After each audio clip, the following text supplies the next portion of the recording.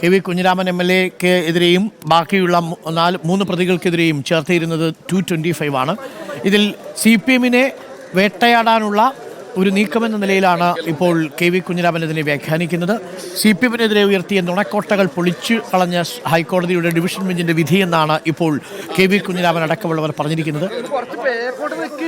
ഇപ്പോൾ MV ജയരാജന്റെയും P ജയരാജന്റെയും ഒപ്പം MV Balakrishnan മാഷിൻ്റെയും ഒന്നും പ്രതികരണം നമുക്ക് ലഭ്യമായിട്ടില്ല. കെ വി കുഞ്ഞിരാമൻ്റെ പ്രതികരണമാണ് നമ്മൾ കേട്ടത്. നുണക്കോട്ടകൾ തകർന്നിരിക്കുന്നു എന്നാണ് കെ വി കുഞ്ഞിരാമനും ഒപ്പമുള്ള മറ്റു പ്രതികളും രക്തഹാരം അണിഞ്ഞുകൊണ്ട് മാധ്യമങ്ങളോട് ഇപ്പോൾ പ്രതികരിച്ചിരിക്കുന്നത്.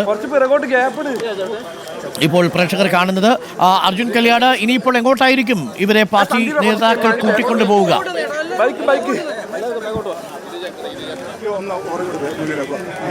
തീർച്ചയായിട്ടും, അതായത് ഇന്ന് തന്നെ അവർ കാസർകോട്ടേക്ക് നീങ്ങും എന്നുള്ളതാണ് നമ്മൾ മനസ്സിലാക്കുന്നത്. എന്തായാലും പ്രധാനപ്പെട്ട നേതാക്കളെല്ലാം തന്നെ ഇവിടത്തേക്ക് എത്തിയിരുന്നു.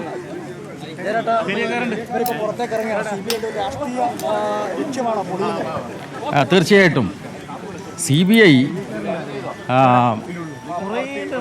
നേരത്തെ തന്നെ അവരെ കുറ്റപ്പെടുത്തിയതുള്ളത് അത് ഭരണ നേതൃത്വത്തിൻ്റെ കൂട്ടിലിട്ട തത്തിയായിട്ടാണ് അതിനെ പലരും വിശേഷിപ്പിച്ചത്. അത് തെളിയിക്കുന്ന ഒന്നാണ് ഹൈക്കോടതി ഡിവിഷൻ ബെഞ്ചിൻ്റെ വിധി.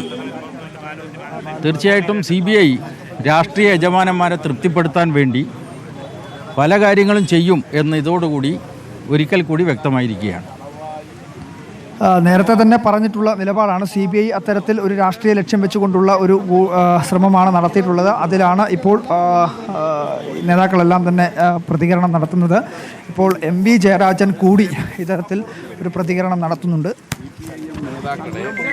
ഈ കേസിൽ പ്രതിയാക്കുകയായിരുന്നു. രാഷ്ട്രീയമല്ല ആ കൊലപാതകമെന്ന് നേരത്തെ തന്നെ CPIM വ്യക്തമാക്കിയതാണ്.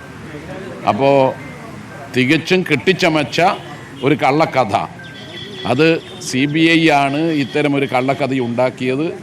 അതിൻ്റെ എല്ലാ തെളിവുകളും വസ്തുതകളും കോടതിയെ ബോധ്യപ്പെടുത്തി എന്നതുകൊണ്ടാണ് യഥാർത്ഥത്തിൽ ഇപ്പോൾ ഇത്തരം ഒരു ശിക്ഷാവിധി സ്റ്റേ ചെയ്തുകൊണ്ട് 4ാമത്തെ ദിവസം തന്നെ കോടതിയിൽ നിന്ന് ഒരു ഉത്തരവുണ്ടായിട്ടുള്ളത്. അതുകൊണ്ടാണ് ഇവർക്ക് പുറത്തിറങ്ങാൻ കഴിഞ്ഞത്.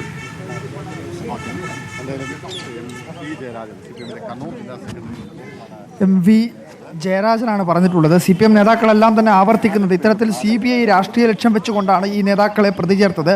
ഏതെങ്കിലും തരത്തിലുള്ള ഗൂഢാലോചന ഈ വിഷയത്തിലില്ല എന്നുള്ള കാര്യം കൂടി ഈ പറയുന്ന CPM നേതാക്കളെല്ലാം തന്നെ പ്രതികരണം നടത്തുന്നുണ്ട്.